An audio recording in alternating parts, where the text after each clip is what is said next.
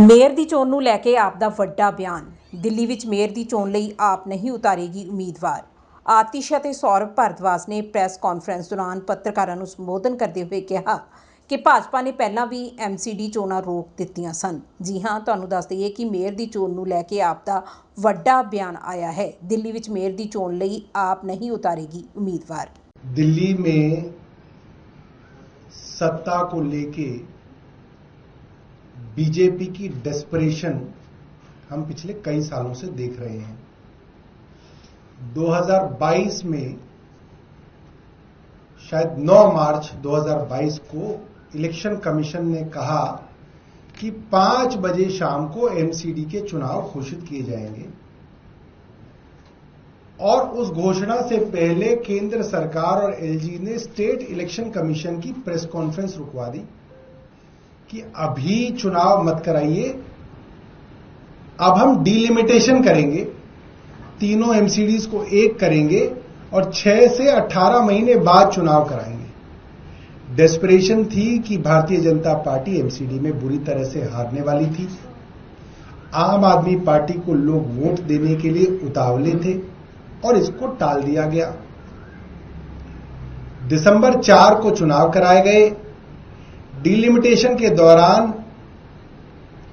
एक एक ward carve out किया गया भारतीय जनता पार्टी के लिए कि अगर ग्रेटर कैलाश विधानसभा है, उसमें अगर एक जीके वार्ड है जिसकी काउंसलर को शाहपुरजेट गांव में अगर घुसने नहीं दे रहे हैं लोग, तो उनके वार्ड से शाहपुरजेट वार्ड को निकाल के दूसरे वार्ड में डाल दिया गया ताकि किसी तरह से वहां पे जिताया जाए। और हर विधानसभा के अंदर आप डिलिमिटेशन की एक्सरसाइज को अगर आप देखेंगे, आम आदमी पार्टी के स्ट्रांग होल्ड्स को सबको जोड़ के एक वार्ड बहुत बड़ा बना दिया गया कि आम आदमी पार्टी के सारे वोटर्स एक वार्ड में डाल दिए जाएं और बीजेपी के वोटर्स के छोटे छोटे वार्ड अलग कर दिए जाए ताकि गिनती में भारतीय जनता पार्टी ऊपर आ सके। ये डिलिमिटेशन की एक कह सकते हैं पूरी तरीके से भ्रष्ट करप्ट एक्सरसाइज केंद्र सरकार ने करवाई। और उसके बावजूद जब दिसंबर में चुनाव हुए तो आम आदमी पार्टी को 134 सीटें मिली, भाजपा को 104 सीटें मिली। उसके बाद जो स्टैंडिंग कमेटी और मेयर के चुनाव में हुआ, वो हम सब ने देखा कि डेस्परेशन के ये हालात थे कि आज जो मुख्यमंत्री बन गई हैं रेखा गुप्ता, वो माइक तोड़ रही थी, नारे लगाए जा रहे थे, अटैक किया गया मेयर के ऊपर और सब कुछ देखा गया। और बाद में सुप्रीम कोर्ट तक ने कहा कि आप जबरदस्ती अपने ऑल्डरमैन के वोट नहीं डलवा सकते और भारतीय जनता पार्टी सबके सामने एक्सपोज हुई। और उसके बाद से हम लगातार देख रहे हैं आम आदमी पार्टी के पार्षदों को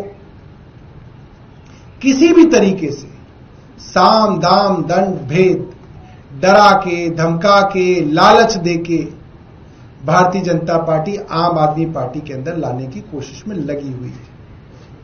तो हम लोगों ने एक फैसला किया है कि हम इस बार मेयर के चुनाव में आम आदमी पार्टी का उम्मीदवार खड़ा नहीं करेंगे।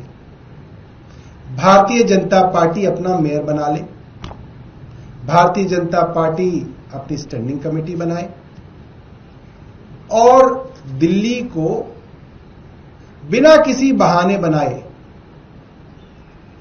4 इंजन की सरकार कह लें या इसको 3 इंजन की सरकार कह लें।